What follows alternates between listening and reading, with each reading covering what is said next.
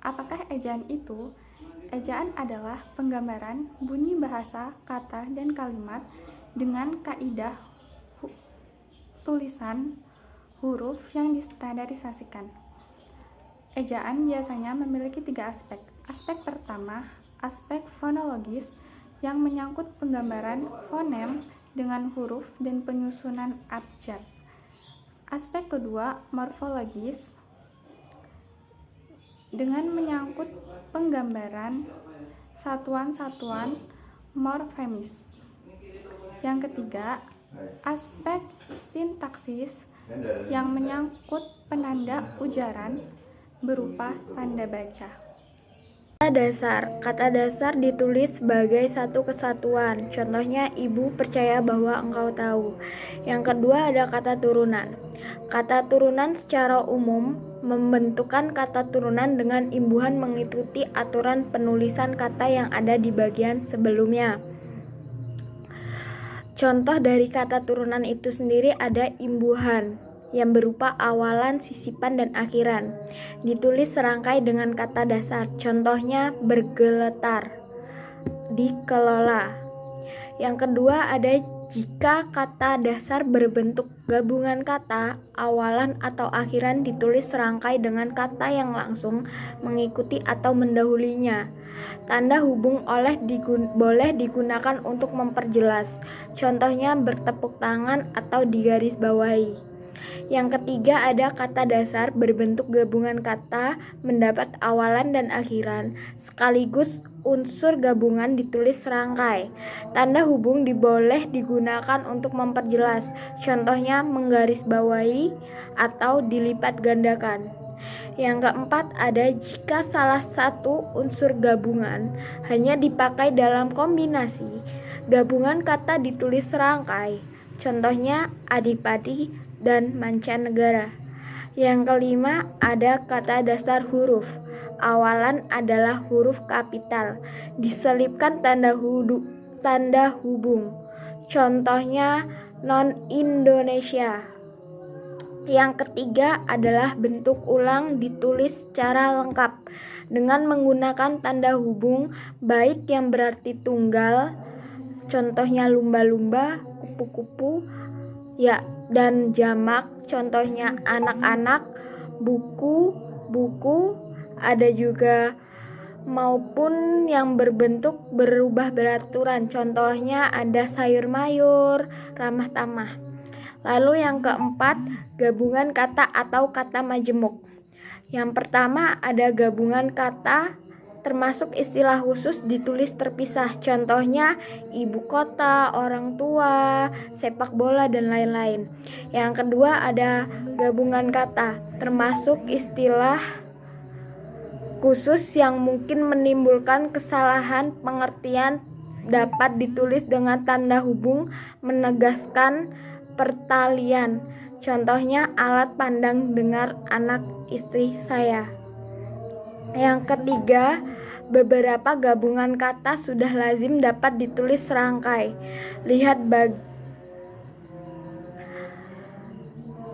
Yang kelima ada kata ganti. Kata gantinya ada kau, ku, mu, dan nya. Ditulis serangkai. Contohnya ku miliki, kau ambil, bukumu, dan miliknya. Yang keenam ada kata depan atau proposi. Contoh dari kata depan itu sendiri ada di, ke, dan dari. Ditulis terpisah kecuali yang sudah lazim seperti kepada, daripada, keluar, kemari, dan lain-lain. Contohnya di dalam, ke tengah, dari, dan dari Surabaya. Dan yang ketujuh ada artikel. Artikel itu sendiri ada si dan sang. Ditulisnya juga terpisah. Contohnya sang harimau marah pada si kancil. Yang kedelapan ada partikel. Partikel sendiri itu ada 3 jenis. Yang pertama partikel lah, kah, dan tah. Ditulis serangkai. Contohnya bacalah, siapakah, dan apatah. Yang kedua partikel pun.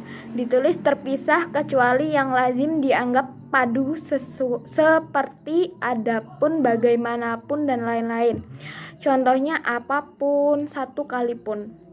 Yang ketiga ada partikel per yang berarti mulai, demi, dan tiap, ditulis terpisah. Contohnya per 1 April atau per helai. Yang kesembilan ada singkatan dan akronim. Singkatan sendiri mempunyai pengertian adalah bentuk yang pendekatnya yang terdiri dari satu huruf atau lebih. Sedangkan akronim adalah singkatan yang berupa gabungan huruf awal suku kata ataupun huruf dan suku kata dari deret kata yang diperlakukan sebagai kata. Yang terakhir ada angka dan bilangan.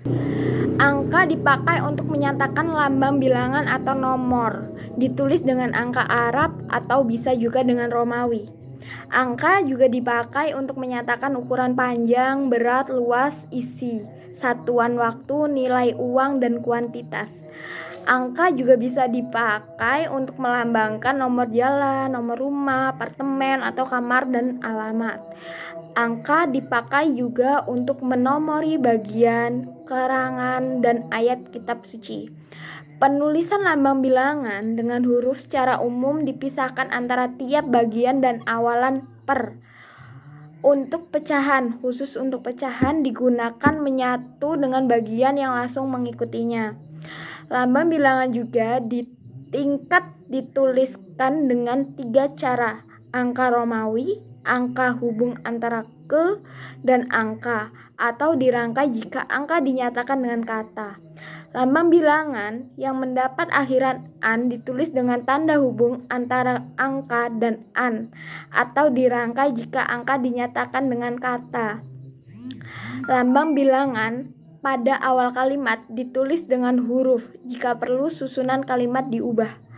Angka yang menunjukkan bilangan utuh besar dapat dieja dengan mudah dibaca. Bilangan tidak perlu ditulis dengan angka dan huruf sekaligus kecuali dalam dokumen resmi seperti akta dan kwitansi. Jika ditulis sekaligus, penulisan harus tepat. Awalan ke tidak dipisah pada bilangan yang menyatakan jumlah dan pada bilangan ordinal.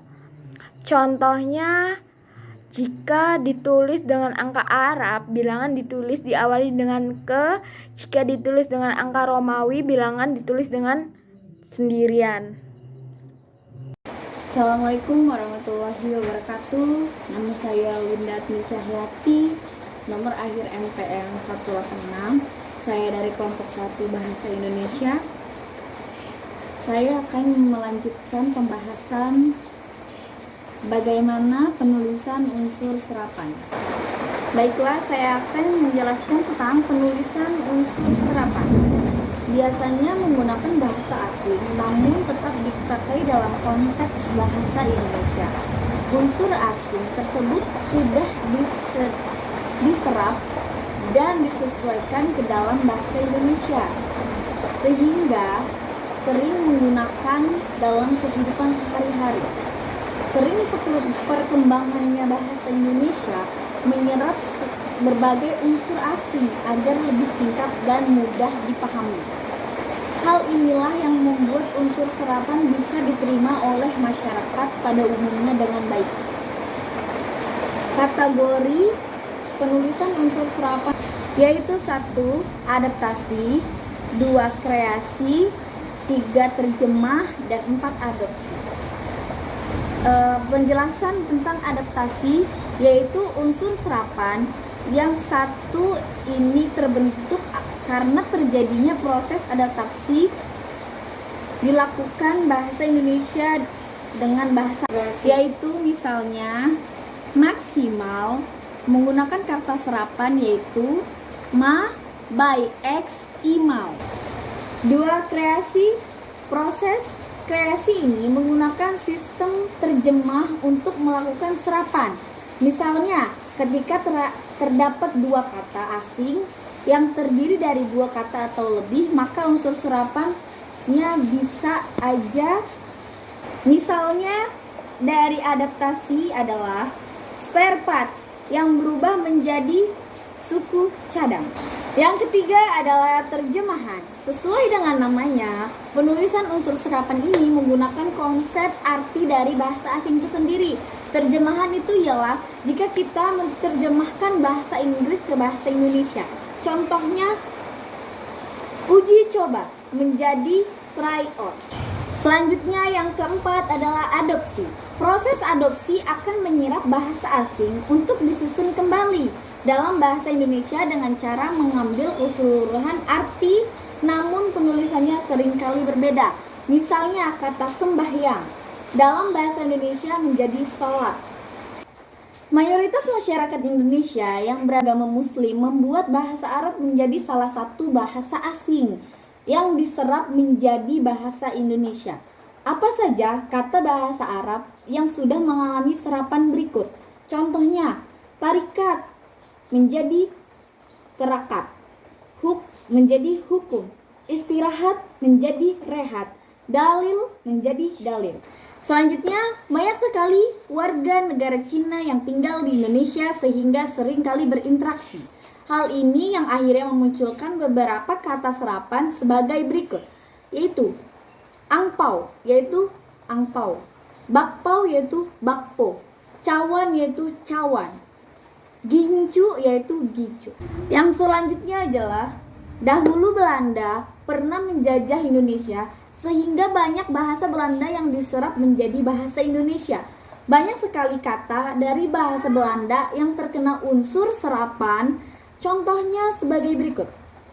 Absen menjadi absen, agen menjadi agen, amatir menjadi amatur, ambulan menjadi ambulansir.